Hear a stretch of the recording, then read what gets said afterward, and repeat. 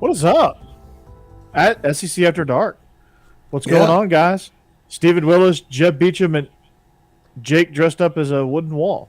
Yeah, he's wearing Alabama camouflage and maybe celebrating them updating the indoor facility with their SEC championship over Georgia. But they had to put something up, right? Yeah, right. Exactly. But yeah, Jake is. We hope Jake is okay. This weather system is moving through here, not only where he is, but Middle Tennessee as well. I don't know if you guys are affected by it. But if you are, Jeb's up there by you. Safe. Oh, yep, okay. I'm up in Tennessee right now. So yeah, Jeb's in Jeb, okay. Jeb, you and I are going to be taking cover now. Steve is the only one in the palatial Central Florida studios. Yes. Is it still palatial? Yes, it is still palatial. Today the maids came by, so it's actually clean. No, there you go. Oh. The maids. Our show is so successful, Steve has got maids now. Well, yeah, obviously. I haven't seen a cent, but we're good. You can send those maids up here if you want. Yeah. Just so everybody knows, if I seem a little bit distracted, I'm watching the USA and Costa Rica. FS1, right? No, CBS Sports Network or Paramount Plus. Okay. All right. Mm-hmm. Yeah, I'm going to try to find it. If you see me looking over, it means I'm looking for it. Or, Steve, you can update us, actually. Huge victors, 5-0, right? Last 5-1. They gave up a goal in like the last 10 minutes. It was a 5-1, but it made it to where Costa Rica had to win this game by 6 goals for it to become a situation where the U.S. didn't qualify. Gotcha. Soccer? Yeah. So, anyway, like I said, we are SEC After Dark. We are brought to you by betonline.ag. We're finally here. The top teams in college basketball have been determined. The Final Four is set. Man, if you're looking to wager on these games or the national championship, head over to betonline.ag on your desktop or mobile device. Sign up today and receive your 50% welcome bonus on your first deposit. Just use our promo code Bleav. That's BLEAV to get started. And I say Bleav because on the audio side, we are on the Bleav Network. So, BetOnline remains your number one spot for all updated odds and info, along with player props and new contests throughout the year. It's the best source for all your sport wagering needs, including live betting and everyone's favorite Vegas casino and poker games. Super easy to get started, so join today. Learn why everyone is saying BetOnline is the fastest and easiest way to wager on sports. BetOnline, it's where the game starts. We got an action-packed show today. I got a little SEC baseball. Final Four, we'll talk about that a little bit. Some updates on the Will Smith situation. If we want to get into that, I don't know if that headline is tired at this point. If not, we can just smack that right off the show. And then Bruce Arians announced his retirement today in Tom Brady's latest power move for the NFL. Yeah. So we'll talk about that a little bit. And, of course, updates on, you guessed it, soccer. We hope we are your midweek break. We hope you're your midweek break, letting you know you're almost to Friday. So that's really good, Cassidy. We're glad we can provide that for you and for all of our listeners / viewers. It's like hanging out with your buddies at the bar. Yeah, I don't know how Cassidy has internet, but Jake doesn't. I'm trying to figure that one out at the moment. She was the first one to the phone. Sorry, his net zero. Maybe he got a phone call. I don't know. Yeah. She has a secret. She has a secret office that has the best internet that anyone ever has in the entire United States, and then she left him with the AOL account. She at least had the decency to run him a fax line so he could. That's nice. So. That's really solid by Cassidy to be able to take care Cassidy, of him that way. We love you. We love you, Cassidy. The Final Four. Steve, how's your brackets doing? Dead. Yeah, my final was Kentucky and Tennessee, so by Saturday I was ruined. Yeah, I'd say so. My overall champion pick is still in it, so that's the only team that I picked is still in it. But who's your overall champion? Oh, Kansas? Okay. Yeah. So I can't. Kansas has screwed me so many times. I just can't pick them. yeah, I don't blame you. I can't do it. I can't bring myself to do it. I certainly wouldn't have picked personal Duke or thing. North Carolina. It is a personal thing with me. Yeah, I wouldn't have picked. I almost picked. I picked Villanova to make the finals, but I picked them to lose to Baylor. Yeah, I did too. So somehow I I'm just still in really can't good root shape. for- In one of my Can't root pools. for Kansas at all because they name it James Naismith Court. Basketball was invented in Massachusetts. I realize he Not probably Kansas. moved there. Yeah, it's not in Kansas. I mean, other than after the fact with James Naismith, it's kind of pretentious naming it after him. And there's that 30 for 30 with them trying to get the official rules of basketball in Kansas where they belong. No, the game was invented in Massachusetts. If anybody, if it belongs anywhere, it's UMass. Yep, it's UMass and John Calipari. He actually invented basketball. If you didn't know, him and Marcus Camby were the pioneers of basketball. What was that guard they had? Wasn't he from Puerto Rico? That year they went to the Final Four with Camby? Oh yeah, That That's guy gonna was. bother me. There was a stretch where you had that, and then you had like the Puerto Rican guards for Temple that were really good. Yeah, And there was a Yeah. stretch in the 90s where, like, you know, it was really freaking. Oh. yeah. No, I Sorry. I hear you. Let's see. It's a great movie. Hey, former associate producer Jake Thomas joins us in the chat. Hey, there he is. Uh huh. It was Edgar. They were brothers. Edgar and Gideel Padilla. There it is. I don't know why I remember that. That was back whenever we would go to school with a wire hanger, and we had the special needs room that wasn't being used in the afternoon, and we'd go in there and turn the TV on, put the wire hanger in there for the antenna, and watch the games on CBS because that's back when CBS basically picked which game it was going to show. But I mean, that's how we saw the Christian Leitner shot, doing that, and that was good times. Yeah, they're from Toa Alta, Puerto Rico. Brothers. They're brothers. See, brothers. Yeah. Never say I don't have useless information. Yeah, really. You have plenty of that. Guess who's an assistant coach there? Bruiser Flint.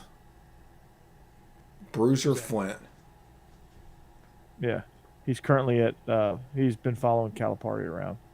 He's like one of the top assistant coaches. But never gets a head job. Got into an argument on Twitter whenever they made a point that Villanova. It's nice to see an inner city school make it to it. It's like Villanova's not an inner city school. They're outskirts at best. Temple's the inner city school in Philadelphia. Yeah, you gotta love that. Yeah. It just the inaccuracy just Yeah, it's like saying Smyrna High School is inner city Nashville. Yeah. Yep, not a chance. It's like comparing Smyrna and Pearl-Cohn as being for locations. Pearl-Cohn is inner city. Smyrna, nah. So, but yeah, Villanova, inner city Philly. Yeah. Then you have Kansas, they're inner city Wichita. And you have Duke, which is inner city Charlotte, and North Carolina, which is 2 blocks away, inner city Charlotte too. And you got 4 inner city schools playing against each other. It's gonna be awesome. Yeah, like there's several miles to happen, but if Villanova is Philadelphia, this is your tie-in, Corey. It's West Philadelphia. Born and raised. On the playground is where I spent most of my days. Well, maybe Villanova will slap Kansas right on out of the tournament. Smack. Chris Rock's comedy tour is their tickets are selling for it all of a sudden. Yeah, I wonder why. Certainly the highest ratings. of John Oscars might be in a onto while. something. Yeah, John might be onto something here. Vince McMahon is a brilliant guy.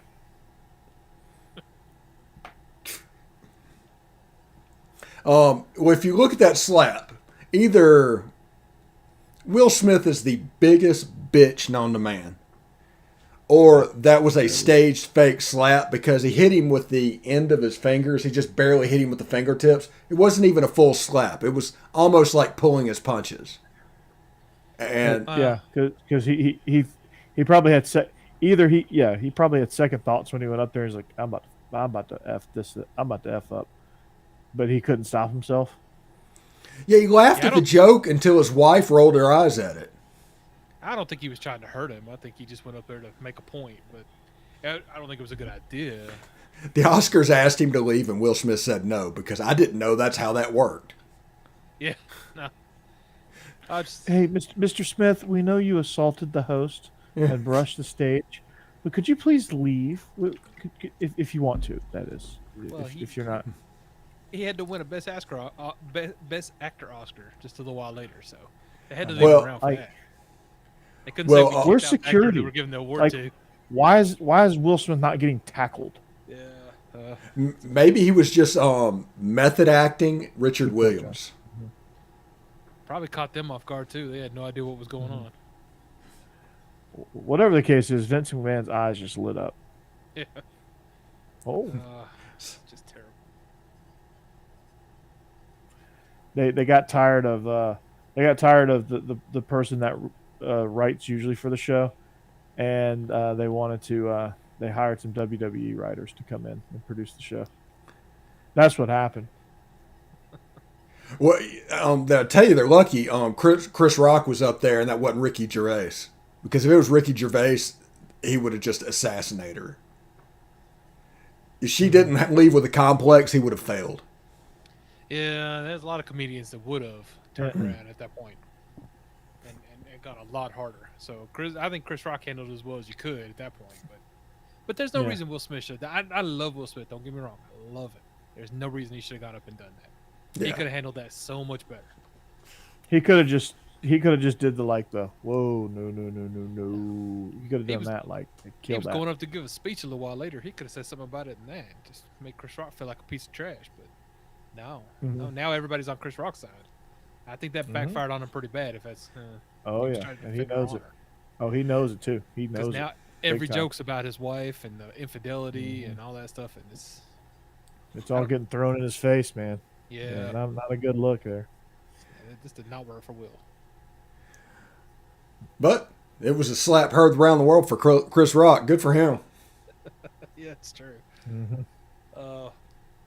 Although some people were mad at him, he did do a whole documentary on like black women's hair, stuff like that, and then immediately turn around and make fun of it.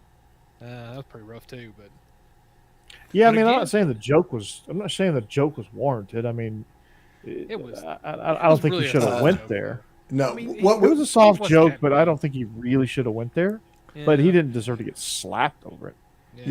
When it comes to this, we've gotten soft, and it's that whole words is violence BS. No, sticks and stones is a thing, and that doesn't justify how you react to it. And that's what it took. There, he escalated that to a point where it had no business being. And I don't care if she has alopecia.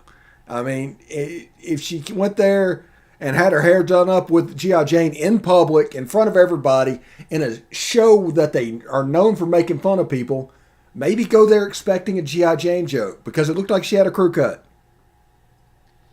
Yeah, and that is what they do there. This is the problem, though. Now, it's called assumption of the risk. Yeah. Our comedians going to have trouble making jokes because they don't know if they're going to be assaulted, and they're going to start toning it down. Because I'm going to tell you, the Oscars is already kind of hard to watch, and now if you take the jokes out of it, I'm not going to ever watch that crap again. Yeah, I mean, but at the same time, you can't have them just getting assaulted. No, anytime somebody gets mad.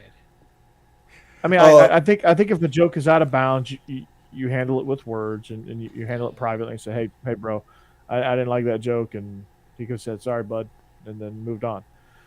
And that could have been it. Like, you meet words with words. Yeah. Not words with fists. Yeah, you don't escalate. And like I said, my favorite. I would have been slapped, John. And Cody. Cody. Let's see. What's his name? Jerry Seinfeld. There's a meme of him on Twitter, and it just says, it's like Jerry Seinfeld, what's the deal with airline food? And the next one, it's like American Airlines CEO comes on stage. You know? Yeah. What's the deal with Delta? Why do we have to do the dog and pony show? What's the deal? And then Delta CEO goes, BAM!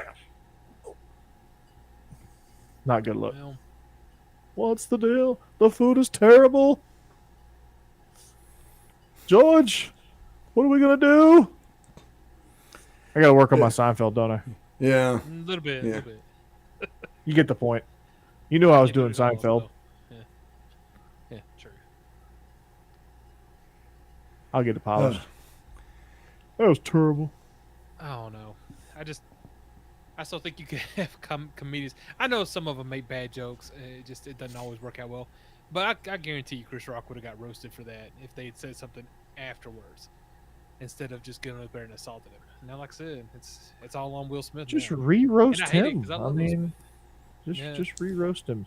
Comedians take shots. And Yeah. not all and, shots. and, and they're made for it. You know? Yeah.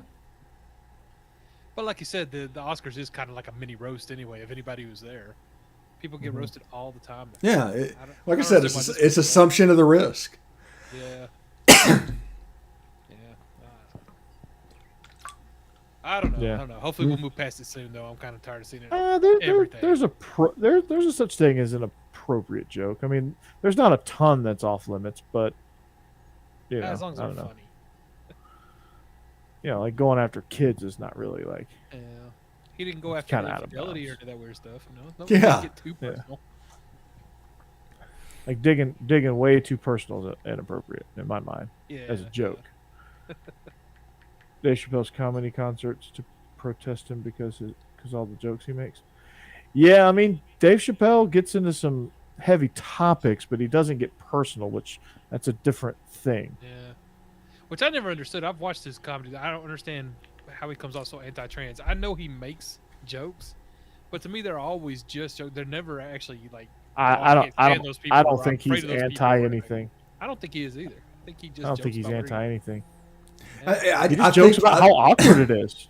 Yeah. I mean, that's what he's joking about. And I think his whole bit right now is the fact that he doesn't really do anything. He just does just enough to get the outrage machine going and just watches it go. Because you assume that he said something wrong, but if you listen to it, you're like, he didn't really. See, no, he didn't. that's what I'm saying. When I watch it, I don't understand why people are going so insane about this, but it is I true. He appreciate makes fun of Dave. everyone, and I appreciate Dave because he takes the risk. yeah, Mm. yeah. He tackles definitely some not afraid. topics that, yeah, he's not afraid. Which, I mean, if you go out of bounds occasionally, if you take big risk, you're going to get burned. It's going to happen. There's going to be people that don't like it, all that good stuff, and he understands that. That's why he does it. Yeah. But listening to some of his recent specials, it sounds like some of his jokes just turn into political rants, which I don't like because he's getting away from like what makes Dave Chappelle. That's what's happening with Saturday Night Live. Like everything just starts turning into a political rant and not really like having fun with it. Like presidents have been made fun of ever since Lorne Michaels said the word "go" back in 1979 or 78 or whenever they started. When Gerald Ford fell down the stairs of the airplane. Yeah, And Chevy Like, Chase they've been became Gerald Ford. I mean, that was it. Yeah, and then so on and so forth. Dana Carvey's still one of my favorites. Doing He's George a good George Bush. Bush. Yeah. He's great, George Bush. Who's the guy that does Bill Clinton? Daryl Hammond. Yeah, that was. Yeah, Daryl Hammond. Yeah, that's Will Ferrell had a good great. George W. Bush. Yeah, I mean, just so on and so forth. Like, it's outstanding. It's hilarious because they have fun with it. It's not like mean spirited. They just have fun with it. Yeah. No, and Dave Chappelle usually does used to do a real good job of staying away from the politics. Like his was just funny. But you're right. His last special, I know, it kind of got a little heavy, a little fast. Now, John, to answer your question, it's because everybody has a platform. Mm-hmm. Like, people probably did this stuff in the privacy of their own home. Now they have a platform. So now you're just hearing about it. It's like stuff that on the 24-hour news cycle that you've never heard about before that you hear about now because it's available. It's just in the open now. Yeah, the fact is the world has just changed. It's just social media and the internet has just changed the world. It's a smaller world, and just people have the access and the platform to bitch and moan. And that's what they choose to do with it. They're gone. Not my cup of tea. If I don't like something, I'm going to change the channel. But you do you, I'll do me, and we'll go with that. And you know what? It's just because everybody has to be pissed off about something. Everybody has to be outraged about whatever's going. People apparently like to be pissed off and outraged. I don't know what it is, but they're not just okay being happy anymore, and that's kind of on them. Realistically, that's kind of them problem. But that just Farley is Newt Gingrich. That was a good one. Yeah. This permeates your life, and it's all around you, and people just really show their butt. But that outrage machine is what this is on. For instance, everybody's all in about Colin Kaepernick is getting blackballed, And as we just saw from Deshaun Watson, if you're good enough, they'll deal with the headache.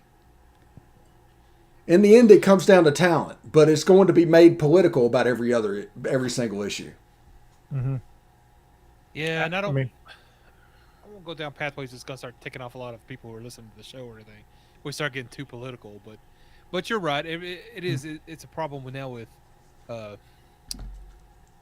don't know how to explain it. I almost feel like it's almost a downside to America being as comfortable as it is to live in. Now we're just finding things to complain about and griping about, whining about. First world problems. People manufacture fear or anger because otherwise, what are we doing? We're just going to work and enjoying life. They don't want that.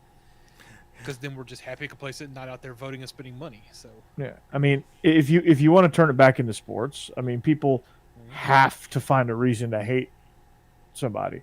Yeah, like somebody wins, oh, we got to hate them now. Well, that's true. Like you can't respectfully root against them. Like the Patriots. I'm not a Patriots fan by any stretch of the imagination, but I respect what they did. I enjoy rooting against them sometimes, just to see good football. 28-3. I hate him for that, though. I do hate him for that. But there used to be legitimate reasons. You're right. Like the Yankees, Yeah. I hated them because they bought championships for so long. But it's not like the Patriots were doing that. What? They just got that great quarterback. The Yankees You should have shot A-Rod. It was a biracial angel. No. The Yankees were doing Nice other guys reference. Yeah.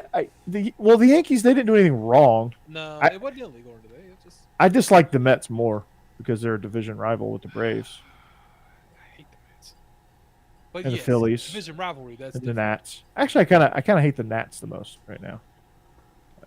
They're division rivals. And that's weird with them having disappeared for a while and just came back. But you're right. They've kind of taken over. But sports hate is a different hate. But Yeah. people just want to assume, like, oh, they cheated. Oh, they only won because their star receiver was out, or they only did this because of that. And they try to downplay everything. No, the Patriots won and overcame a 28-3 deficit because the Falcons choked it away, and the Patriots took advantage of it. And Tom Brady did what Tom Brady does. That's why they won. In team sports right now, you can't lift your team up. Like we'll instead of doing political thing, we'll do it team sports. Yeah. You can't lift up your team up without tearing down the other team. There always has to be a whataboutism element of it. It's stupid. It's absolutely ridiculous. But if you listen to my post-game pods that I did for the Tennessee game, Tennessee just came down to Oxford and just whipped some serious ass this past weekend. I'm about to whip somebody's ass. But if you listen to the post-game pod, my pod's talking about how good Tennessee was and how well they played. Not so much about how much we lost, but what about what's going on down in Starkville? Because that would be the argument that's going on. It's like, yeah, but what about Starkville? It might look bad for us, but how are they doing? No, Tennessee played really well and won the game. We have some holes in our team, and we need to get better. There's your post-game pod. Did that in over 3 videos over the weekend, and I think it turned out pretty well. Heck, I got more likes from Tennessee fans than you would think. Well, you gotta I mean, the thing is, you got to give credit where credit's due. If you get your ass kicked, you just got to like. I played one-on-one basketball with this kid in PE class. I was talking so much trash. I was just trying to get in his head, see if he'd brick a few shots and give me some openings. And he's just like taller, longer, and swatted a few of my you're shots. Like 5'7", buddy. No, some dude told me I was 5'10" today, so I must have been standing a little taller. Must have grown a little bit. No, but yeah, I mean, I played basketball like a 5'8" center would. Yeah. I can't That's dribble terrible. or shoot a Terrible. three. Terrible. Like if you're taller than me, I can't play you in the post. So I mean, this kid just started raining threes. So I had to be like, nice job, you beat my ass. Yeah. Yeah, it was something else. Yeah. But Tennessee does have a generational baseball program, I do believe. I think the way you beat them is to get the starters out of the game and get in the bullpen. But if you let those starters go 7 innings, you are screwed. Because they got a bunch of 97, 98 mile an hour fireballers, and it's kind of literally just impressive to look at. I was very impressed with the starting pitching. Yeah. Yeah. And those You are just gotta hope that freshmen. they're all. Yeah. My God, a freshman. Yeah. Yeah, that's just scary. Yeah, It was like I kids saw like Chase I saw Burton. some of those highlights. I was like, oh my God, Ole Miss is Yeah.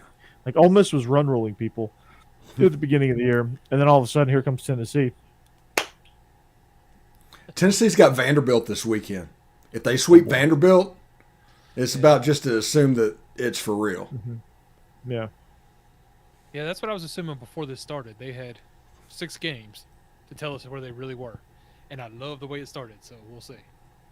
now Georgia's got some bullpen issues. They got to the bullpen in 2/3 of an inning against Kentucky on Sunday, in a series clincher, a rubber match, so to speak. Gave up a grand slam in the first inning. So that set the tone for Sunday. It just was ugly. Starter lasted 2/3 of an inning before giving up a grand slam and getting pulled. Oh, And then Kentucky went on to win 18-5. Oh, Ole Miss is up in brutal Lexington series. licking their wounds. But Georgia has a really good Friday guy, but I think they're pitching on Saturday and Sundays and a little bit suspect at the moment. It's their bullpen. Right? Well, their Sunday starter was he had a horrible outing, and the bullpen just wasn't good either. Bullpen couldn't hold anything. They couldn't they had a chance to turn 2 and get out of an inning and possibly stop the bleeding and give themselves something positive. And the dude sails it into the dugout for, allowing the runner to advance, who eventually scored that inning. That extended their stay at the plate. So I don't know. Yeah. Georgia's got some bullpen issues to figure out. One of the For most sure. impressive things about Tennessee in that game is they don't walk people. In college No. baseball, they just do not walk people. And they force you to play baseball and put it in play and do those simple things that you think about from back in the mid-'90s in the SEC. And they just don't beat themselves. You have to beat them. And they have some really good players on their team. Yes, they do. They do. Yeah. They're rock solid. We just talked about the starting rotation. Like that speaks for itself. But you look at what they bring to the table. I mean, it is. I mean, they got guys that come out of the bullpen throwing heat. You got starters that can go 7 throwing heat. You got hitters that put the ball in the gaps. You got defenders that they just keep it. They make you play situational baseball, and a lot of teams can't handle that. Yeah, they got that reliever that has thrown a pitch 104 miles an hour this year. Yeah. Did you see him try to throw an off-speed pitch though? He threw it to the backstop. He bounced it in. Yeah, well, I did see what I wanted to see, and that was Tim Elko just turn around a 101 mile an hour fastball for a home run. So I did want to see that because that was the matchup I wanted to see. Yeah. Now, later in the year, our best fastball hitters are going to be back in the lineup. They weren't in the lineup this time, so their pitching looked good, and they're a really good team, but we weren't at our best. Heck, Right. we've got Calvin Harris right now, came back last night, went 3 for 4. He's hitting 600 on the season, and he's actually had at bats. He might be in the might be JT snowing this at this point, but we'll see if he calms down. Yeah. And exactly. yes, to answer the question in chat, Tennessee is #1 in the nation right now. And they deserve it because they they just should be. whooped the hell out of #1 in the nation. So they deserve it. They do. They absolutely do. But like we lost said, to Texas. Tennessee's up in Lexington they're Ole Miss is in Lexington. Tennessee is on with Vanderbilt. Who just lost is to South Carolina. So Is that in Nashville or in Knoxville? I believe I'll look that up. I thought it was in Knoxville. I was in Knoxville. But yeah, I stand think it's by. in Knoxville. In Knoxville. In our nice little stadium. Yeah. Georgia had a bounce back win against Georgia Southern. That was good. They got a little mojo back. Got some bounce back performances and stuff like that.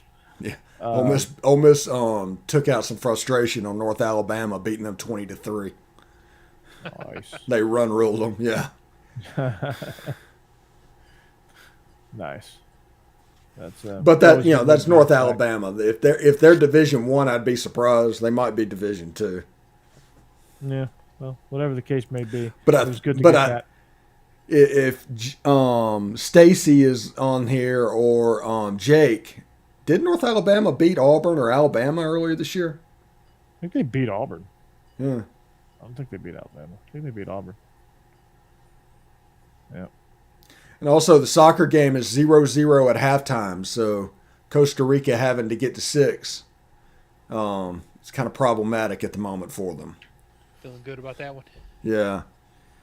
Why we talk about that communist kickball, boy? Comic kickball. By the way, Christian Pulisic is my new favorite all-time Pulisic. U.S. Pulisic. Yeah, I can never get that. You know me in names. Sorry, Christian. Yeah, he's so good I can't pronounce his name. He scored that goal, and everybody kept saying he didn't mean to do that. That was accidental. And Christian Pulisic got on social media and was like, I did exactly what I wanted to do. That was great. Yeah, just because you can't do it, just because you can't pull something off like that, don't try and blame me. Yeah. No, I meant that. And he said it so quickly too. That was what was great. Yeah. He's like, what's going on, guys? But it was a love beautiful that. goal. It was a beautiful goal. No doubt. See, this is another thing with team sports man. talking about in America. If an American does something well, it's because of an accident. If a European does something well, it's because of skill. They can't cross for whatever reason. It's one of the things that really pisses me off and has caused me to kind of shrink from participating in their international soccer scene because honestly, it's just not worth it. There's some really stupid takes on there. Yeah, I mean, international soccer is not immune to what we call hot takes. So, like I said, everyone has an opinion now, and not everybody's opinion is based out of fact or fair. Everybody's opinion is, Brock. Like I jumped in a Twitter thread yesterday about Brock Bowers, and they were PFF was comparing him to Kyle Pitts, and this guy was like, all this guy does is catch screens. I was like, yeah, and he houses them too. Like, whenever they do that, I hate that because honestly, Kyle Pitts and Brock Bowers are two different types of players. They are. I mean, Kyle Pitts, say whatever you will, he's more of an Evan Ingram type player. Brock Bowers is actually in a tight end. He actually does the stuff that the tight end does. Brock Bowers is more of a Gronk. He does Gronk things. Yeah. Like he'll go up and moss you. He'll take a screen to the house, like 50 plus yards. But he'll also block his ass off. Oh, he'll come down and knock your teeth down your head. And Kyle Pitts, he was basically just a jumbo receiver. He was the Jimmy Graham of tight ends. That's what Kyle Pitts was at Florida. Yeah, but they call him Little Screen Boy Call him Screen Boy.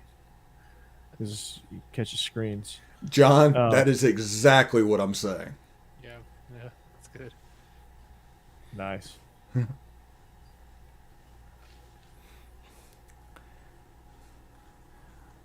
But it honestly, in the last couple of years, just being an international soccer fan and watching what's going on, without all of that outside noise, that's pretty fantastic. Because I'm confident in my own opinion. I know what I'm looking at. So I don't need people to justify my takes, And yeah, it's nice to be able to just watch a game and not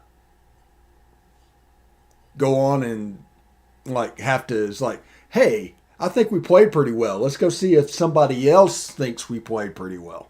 I know they played well. Yeah, regardless of result. Yeah. Yeah, I know we played well. I know the reasons. I've been in competitive. If you play competitive sports, even as low as the varsity high school level,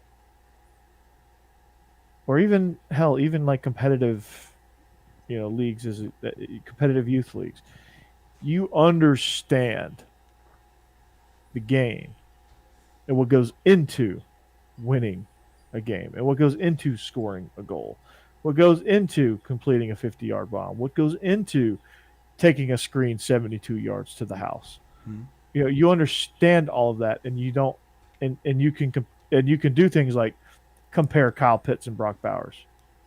Yeah, and just because and not tear down either one of them. You might not know anybody from Adam, but they're going to come on and tell you they know exactly what they're talking about. No, don't take their word for it. They might not know what they're talking about. In fact, 9 times out of 10, they don't. And by the way, with Pro Football Focus, if Pro Football Focus did what they claim to do, they would have a staff of 7,000 people. I guarantee you they don't. They don't. But the whole point of what we've been talking about is you can simultaneously praise Brock Bowers and Kyle Pitts and and say these are 2 elite tight ends. Yeah, you don't for have different reasons. You don't have to tear down one to build up another. Yeah. Just because you like Brock Bowers better than Kyle Pitts doesn't mean Kyle Pitts sucks. It just means that, hey, he fits what we do really well. And they probably brought that up because of the Georgia-Florida thing, and they wanted people to argue in the mentions because they're going to sit there and talk about how Brock Bowers is no good because you're a Florida fan. And stuff like that is stupid. Of course, I don't talk trash at all either. I'm not a trash talker. I've never been that way. So I don't have to worry about somebody talking trash to me because I don't do that. I don't play that game. I just enjoy the sports, what I'm seeing and what's going on without having to worry about what other people are doing. I mean, it's silly. Yeah. Yeah. I totally agree there. I mean, that's, And what was funny is I jumped in another one. I don't usually do this, but I was just kind of Chris Collinsworth owns PFF. Well, he's asleep at the wheel. Yeah, I think I heard that. He does, but he's asleep at the wheel. I guarantee you, he like those stats are just so. Yeah. Somebody says he's ranked the number 77 offensive tackle. Okay.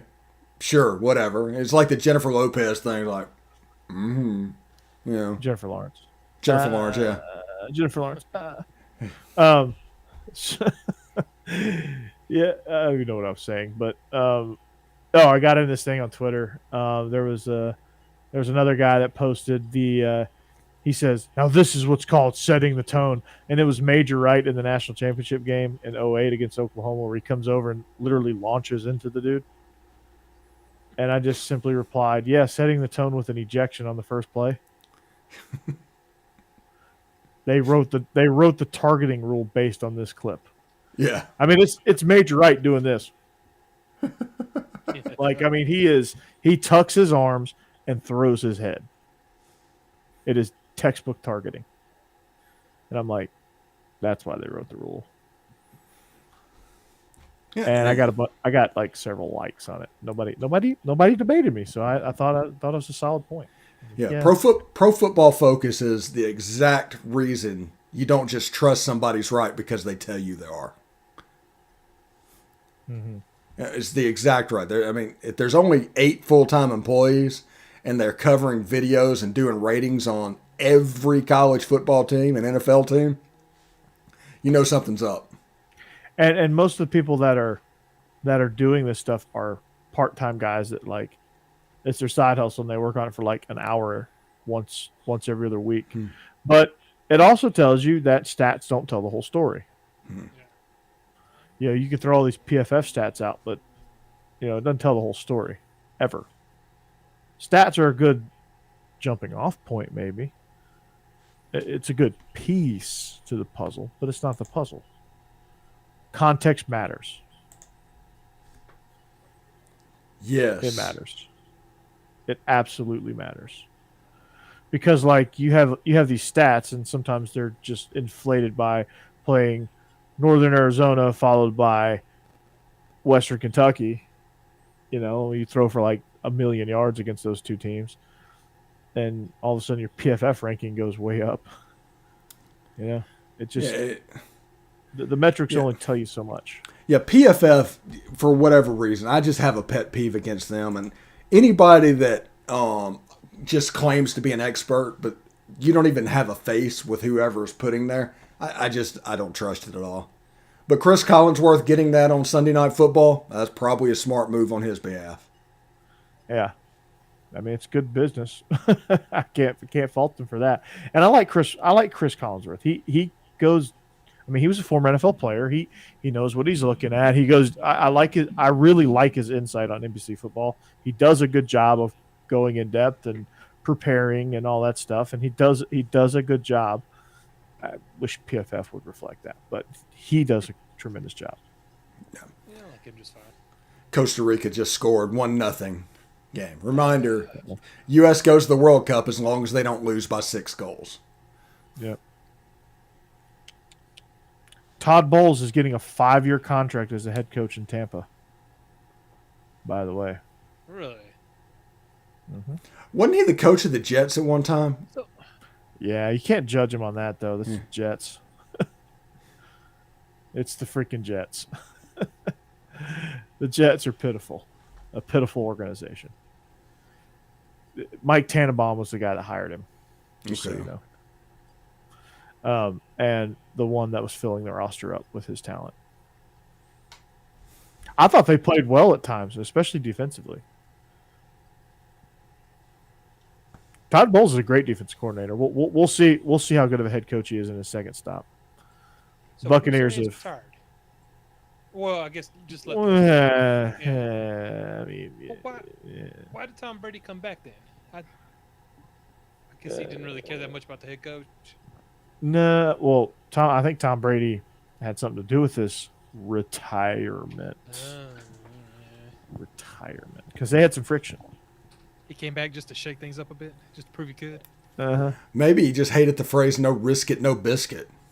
Mm-hmm. He's like, here, take your biscuit and go upstairs. Yeah. Just came in to swing his, what around a little bit. Mm-hmm. Yes. That's exactly what it was. I don't understand why he don't retire and go home. Got a beautiful wife. Go home. Yeah. Go home. Yeah. But he doesn't want to. No, apparently not. And he still plays well enough he doesn't have to. So. Yeah, exactly. So there you go. There you have it on that. It's pretty cool. Good. I'm happy for Todd Bowles. I think he deserves it. I think he's, he's been runner up in a lot of these searches. Yeah, I mean, good for him. I mean, the NFC South, man, it transformed quite a bit. Yeah, it is. Yeah, you got Jameis versus the Red Rocket over there in New Orleans. Mariota time. That quarterback competition extraordinaire. Be epic. Sean Payton's like, I hope you guys enjoy that. Have fun with that. He's probably rolling his eyes. He's like, hey, glad I retired. Kevin James, you want it? Yeah. Guess there will be a part 2 to that movie. part 2, he's gonna be doing Corona commercials on the beach, like Tony John Romo. Gruden and Tony Romo.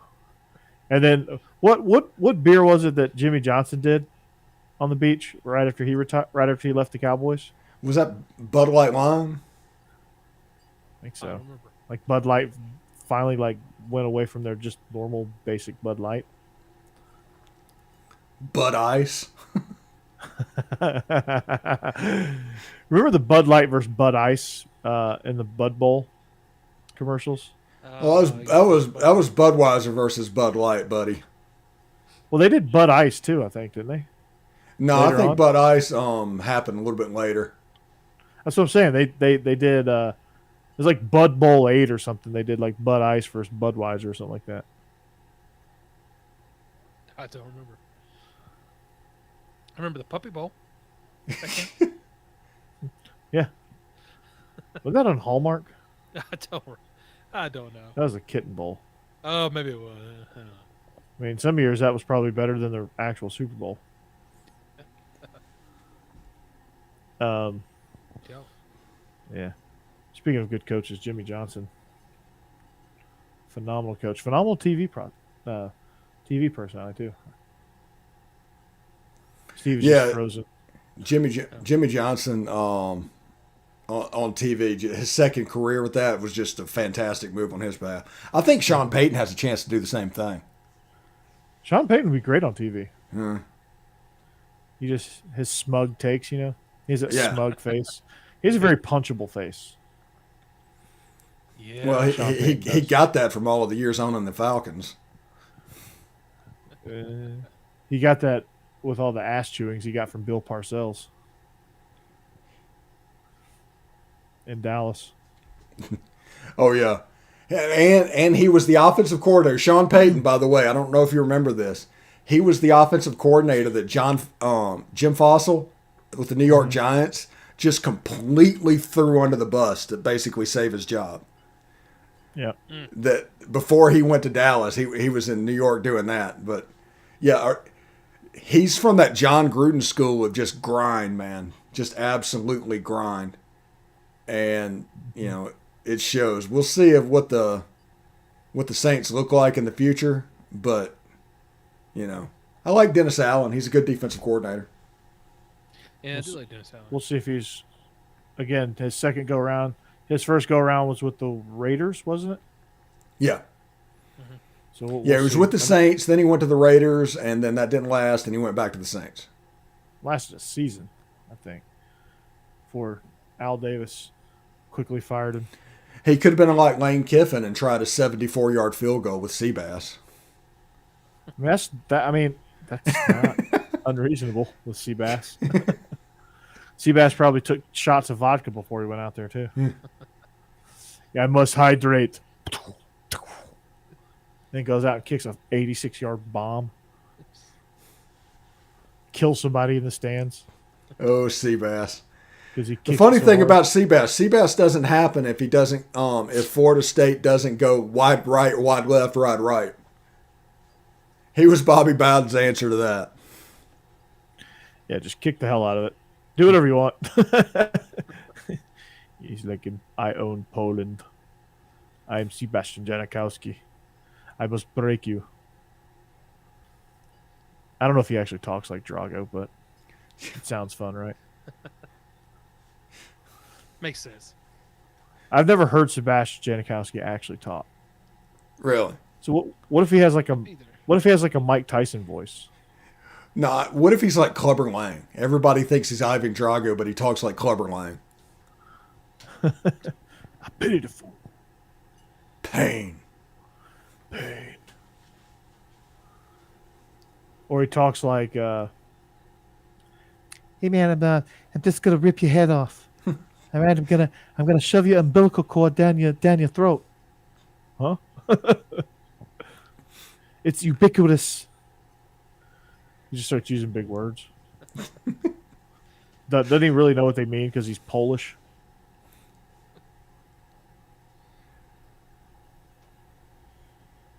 Yeah, we're off the rails. Yeah.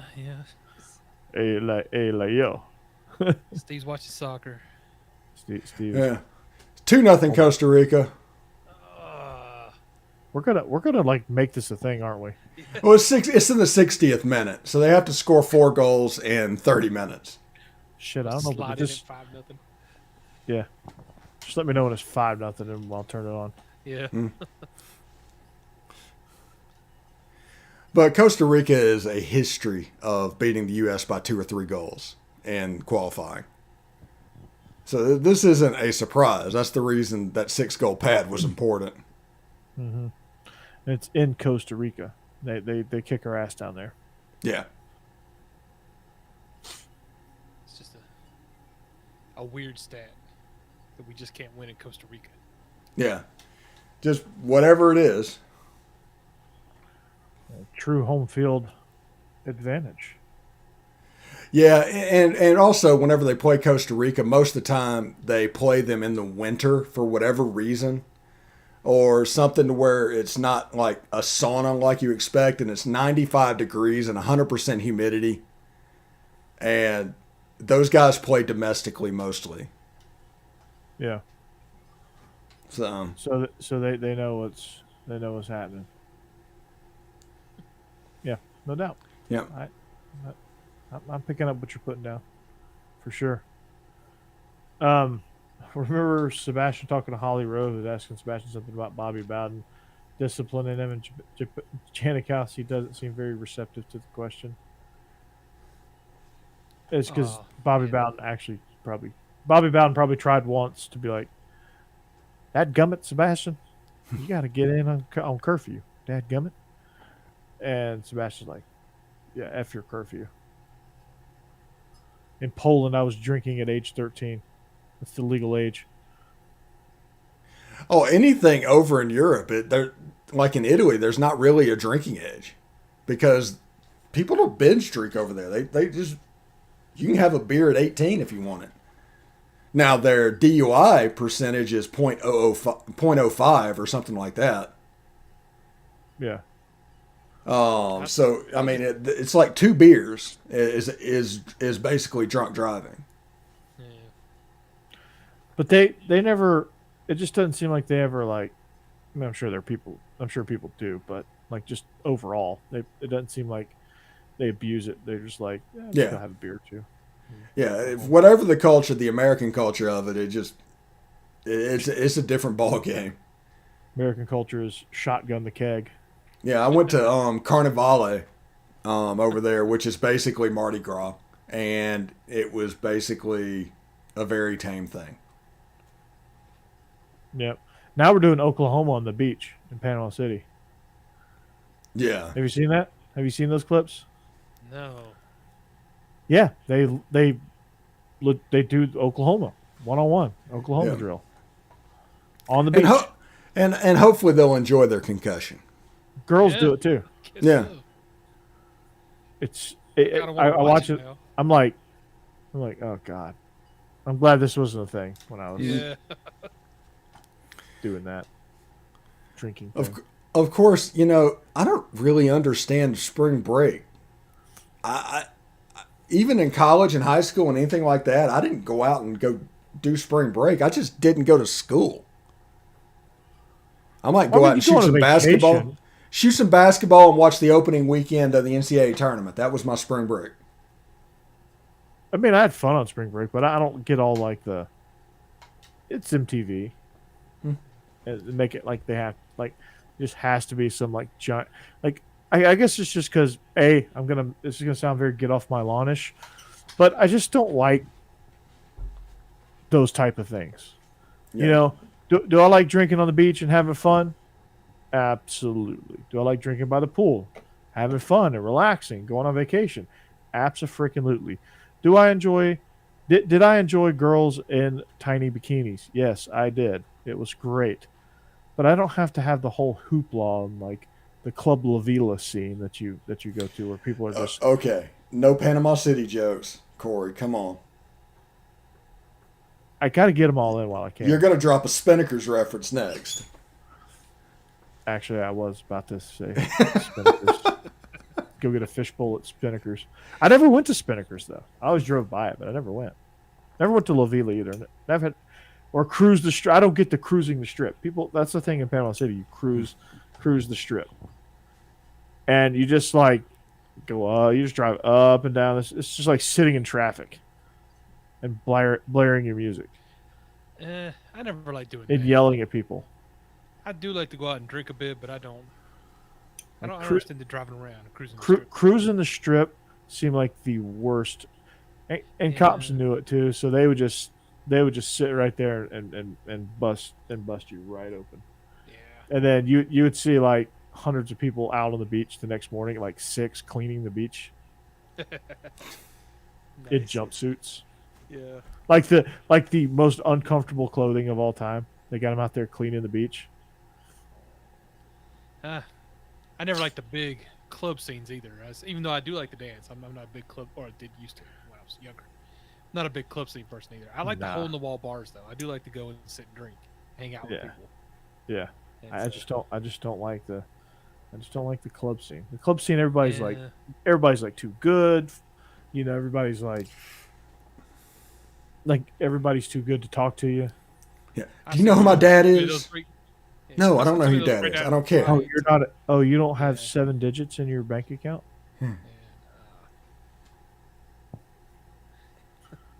Yeah. Yeah. Back away. That scene is mostly just there to impress people. Yeah. It's annoying.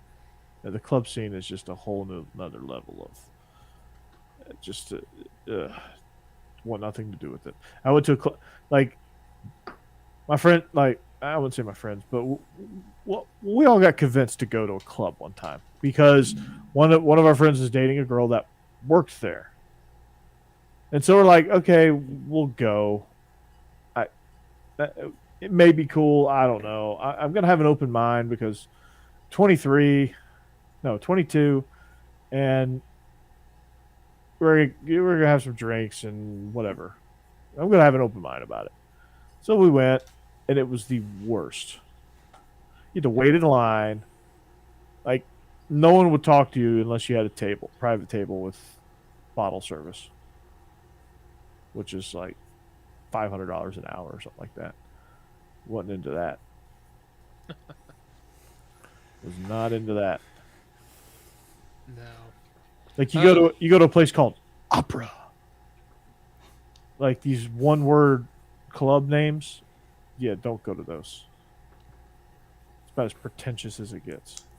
There was a place in Nashville that I used to really like called The Wheel, and that was because nobody went there. There's like always 3 people in the bar, but the music was pretty good, and the beer was fairly cheap. Yeah.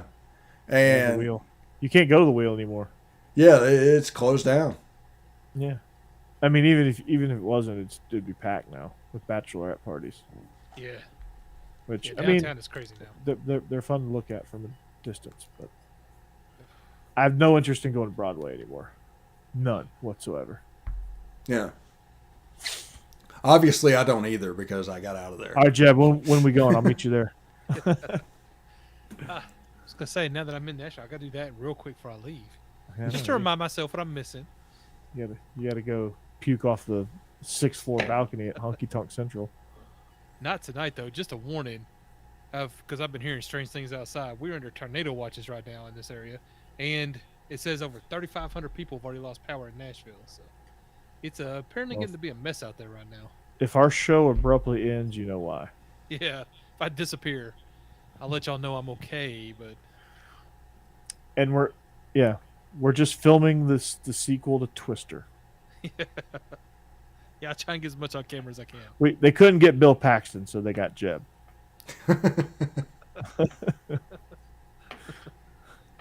Oh, Bill Paxton. Jake is playing the Philip Seymour Hoffman role. I enjoy that movie, by the way. I don't know why. It's great. It's great. It's so ridiculous. It's the most ridiculous storyline of all time. Yeah. These people literally go inside, like what got me is when they went inside of the tornado. Yeah. They're inside of the tornado. Like it's a fun movie. Like that, those pipes with an F5 are not gonna rip out of the ground. or it's not going to rip them through that leather strap that was holding them in. I mean, come on. I loved it, though. Yeah. Loved every minute of it. The banter between Helen Hunt and Bill Paxton's characters were great.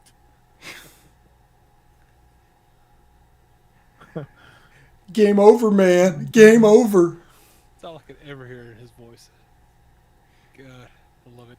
And, you know, I just getting back to the chat done, John, I have heard that about Nashville with all the transplants and everything.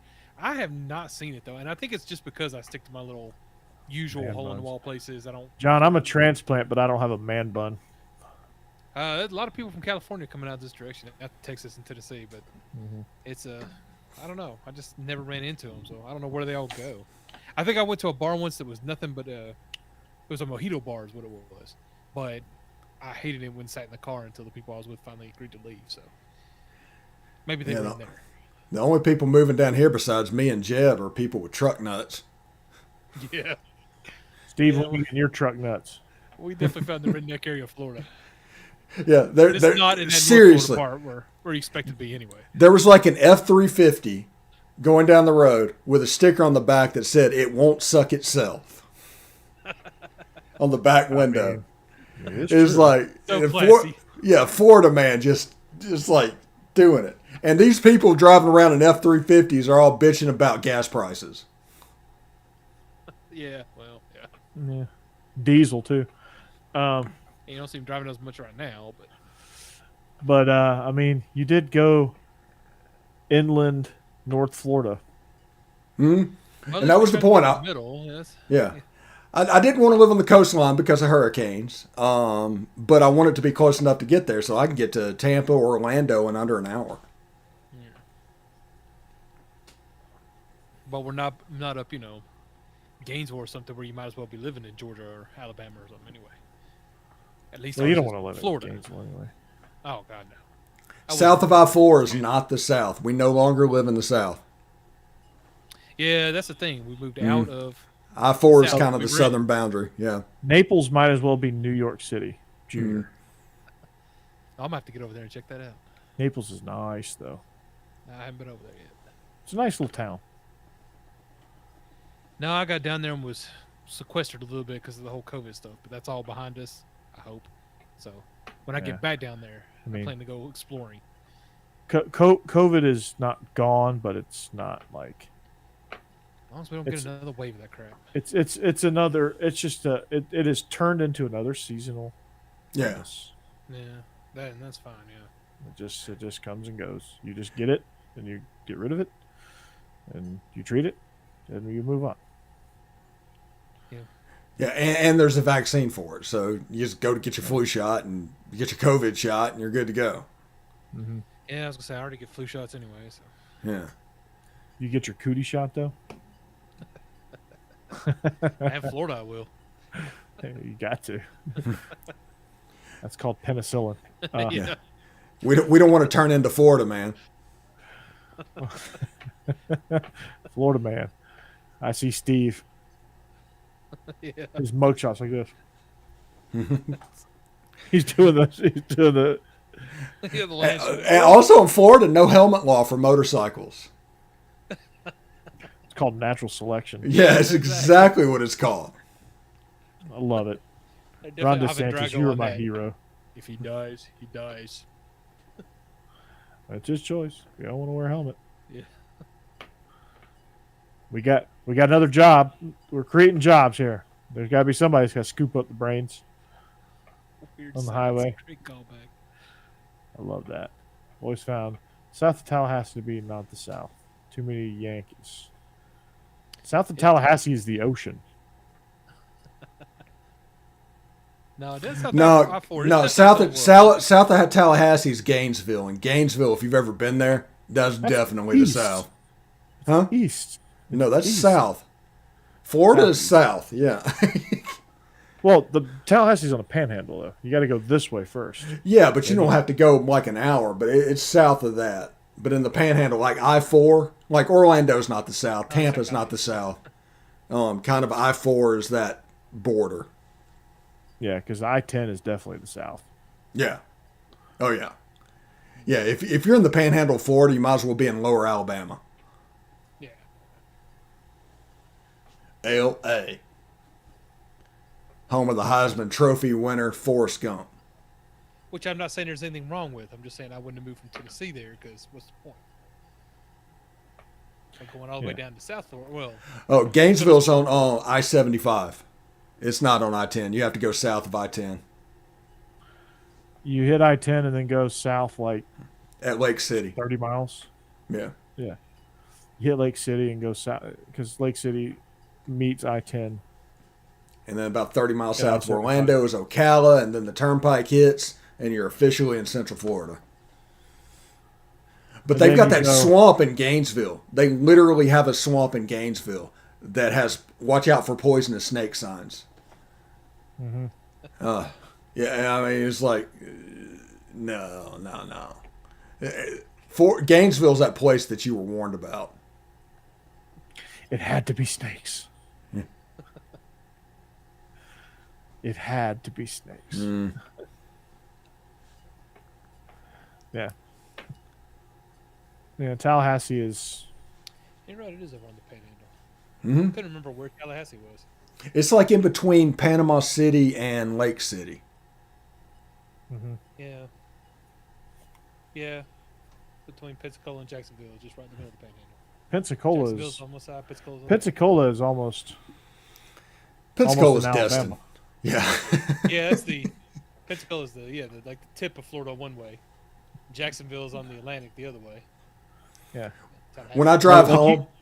Like you got Pensacola, and then you hit a 5-iron, and you're in Gulf Shores. Yeah. When I drive home from here, it's like a 12-hour drive, and 10 of them are in the state of Florida. Seriously, it took me 14 hours to get home last time, and it should have been about a 9 to 10 hour drive. 14 hours, and all of that was because of Florida. As soon as I hit Georgia, smooth sailing, no problems. Well, Florida usually did not want to let me go. Usually it's like the Macon area too, like between Macon and Cordele, and it slowed down a tad bit there, but not much. It was a Saturday afternoon. There just wasn't much going on that day. But I always hit traffic in Tampa, and then a little bit in Ocala, and then it's usually smooth sailing from there. Yeah. There was some weird pileup on the interstate. The interstate was just shut down when I was trying to go through. Well, tornado just went through, Jeb. Yeah, that's true. We've been getting tornado warnings the whole time we were driving, and then I saw them. They were just shoving like pieces of a tractor trailer off the side of the road into a little ditch, so we could just drive by. I don't know what happened, but it was bad. He said, "Oh, screw your warning. I got to make this delivery." Yeah, he did not make it. That tornado said. Yeah, y'all missed it by like 30 minutes. But let this be a lesson. If you would have got up at 5 and hit the road, you would have missed all of that. That's true. And it would have probably been an 11-hour drive. But it had snowed that night in Nashville, so we were trying to go a little later so the snow would all be gone by the time we got up there. And yeah, it bit us pretty bad. We should not have done that. Yeah.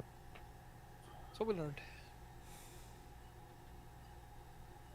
I'll get up early on the way home. When you going back to Florida? The 16th, I believe, April. So I got a couple more weeks up here. There you go. Got to see several of my friends. Got to see my family. So I'm accomplishing everything I want to. Oh, my taxes are almost done. I'm just waiting for the accountant to get done so I go sign. Oh my! So I've done everything I come up here to do. There you go. And got my mama moved to Arkansas. Your mom's moving to Arkansas, and you're moving to Florida. Yeah. No, he's already moved to Florida. Yeah. And she's keeping her house in Tennessee, so I still have the house here. Well, he's doing renovations, so he's not moved yet. Oh no, I did the air conditioning. I replaced all of it right before I left, and I think that was pretty much the last thing I'm gonna do for a while. So, it is ready to go. As soon as I got the whole house ready, I left. But I'm gonna go back. He's like, I'm gonna move back to Tennessee for a few weeks. Yeah. Yeah, now that it's all working nicely. You know, the weather's really good up here. Yeah, well. Cold and windy for 2 weeks. Yeah, good grief. Y'all's weather this year's just been terrible. Of course, I left I left for Naples and it snowed. Yeah. Yeah, that's true. That was great. That's when I drove Great up there. timing. So Naples is pretty far south. Ooh. Yeah, I mean it's it's the southernmost Gulf town. yeah. Unless you consider Marco Island a town. Yeah. But like where 75 turns left Yeah, across the state? just has a hard left turn. You're right. Yeah, that's where Naples is. Wow. Yeah, definitely have to go down there and check that out. It's nice. It is nice. There's a place called USS Nemo. It's expensive, but the best Chilean sea bass I've ever had. Oh, I'll try that. Miso broiled sea bass. The hard part is finding it, right? Finding Nemo.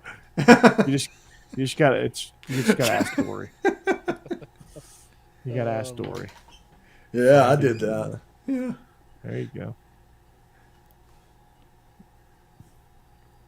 Nice. All right. You want to wrap this shindig up? Yeah, I was gonna yeah. say, I'm gonna get off before the tornado hits my house. Yeah. Let's get out of here. Let's complete the show before it completes us. All right. We are SEC After Dark, talking about athletic greens. I'll put that in later. Nice. I'll go back and record that. If you've made it this far, you've already heard my brilliant ad about athletic grid. I got to make my order. So we are SEC After Dark. If you want to know what we're all about, we're just usually four guys just having fun. It's just like you hanging out with your friends and shooting the shit at the bar or at the restaurant, not too crowded. And that's what we do. That's the perspective we bring. We bring a unique perspective. We've Steve, you and I have been on the inside of college football programs. Steve is from the Manning Center. He finally discovered shirts. Coach O, after he left Coach O, he discovered shirts. Yeah, I had to rip about 2 or 3 off, but Yeah. Finally Coach O was gone, and I was able to keep my shirts. Finally. Yeah. So Steve kept his shirt on. That's good. It was a learned skill. I mean, first day I met him at Rivals, he ripped his shirt off and stood on his desk to welcome me. Flexed. Yeah. It's kind of weird, but I was like, "You don't want none," and he's like, "Whoa, this is Wendy's." Oh, bro. Hold up, man. I'm still waking up. I got my producer's junk in my face, and I got you ripping your shirt off. Yeah. Yeah. That's about right. So, but no, we have fun here. We don't take ourselves too seriously, but we do bring good perspectives. So we do have serious conversations. But we also like to have fun. Like I said, it's just like you're hanging out with your friends. That's what we do. That's who we are. We are SEC After Dark. We're supposed to be fun. We're supposed to be light. We're supposed to, that's how it's supposed to go. There's too many stuffy shows. We're not journalists. We're entertainers. We're opinion givers. I didn't know how else to say that, but we're here to entertain you, to distract you from all the other hate going on. You can just come here and just relax and say, okay, I don't have to hate anything for the next however long we're on, which varies. And it can, because there's no network telling us how long we have to be on. So exactly, we can go for as long as Rage Against the Machine. So, but you can find us. Hit that bell notification on YouTube. Y'all's Conference Network on YouTube. You can also get to it from Bleav In Georgia Dawgs on YouTube. Find Steve Locked On Ole Miss. Jake Thomas, Best of the West. Tide Talk Sports. You can find me also Beast of the East. We just had a show Monday. We had some fun. Before we go, some dude asked me, and John can back this up. And Vinny took a screenshot of the question, but they asked me based on the Will Smith slap, if my opinion on black people has changed. Oh. Yeah. Oh, interesting. They addressed me specifically and asked that question. They told Israel that he looked like a prison sentence waiting to happen. Oh Lord. Jesus. Same person. We need to talk about your audience. Good grief. What kind of people are you attracting? Got to talk to Vinny about that. No. Yeah. It was instead of the Russian bots, it was that guy. Yeah. Or person. Or whoever He's probably a St. Peter's grab, right? Probably so. They were just mad. But they left Vinny alone. That was the crazy part. But yeah, I thought I was like, what kind of question is that? So yeah. Yeah, really. Um, That. yeah, but luckily we didn't get any of the stuff that we got last week, the Hitler stuff. Yeah, that was weird. That was extremely weird. Oh, sorry, I missed that. Yeah. Yeah, missed the fun there. Well, we might have got it. He's muted on the chat. Oh. Well, they come in with they just create different usernames is what they do. Yeah. So, yeah. But anyway, we have fun. We deal with stuff like that. But we also enjoy our regular guests like John and Cody, wherever Cody's been, Cassidy, Stacey, the whole crew of our regular people. I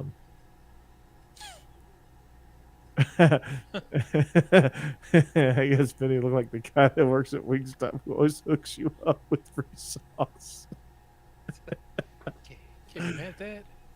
I mean, you're not wrong. No, I love Vinny. So, but we are SEC After Dark. You should find us. And find us on our other shows. Illegal Motion. The next time we've had one live stream so far. We're more of a seasonal show at this moment, but that's going to change soon. But we are a seasonal show. We do most of our stuff during college football season. We'll come on with a pod every once in a while, but Illegal Motion, that's going to be live streamed from this point forward as well. So that's where you can find me again. Steve, one last update. Where we at? 2-0 in the 86th minute. So it looks like the U.S. is on their way to the World Cup. All right. Looking good. Okay, so we can rest easy on that. For Steve, for Jeb, and for Jake dressed up as a wooden panel, we are SEC After Dark. We hope you have a great rest of your week. If you're in the line of these storms, stay safe. Jeb talking to you, and we'll see you back here next week. Goodbye.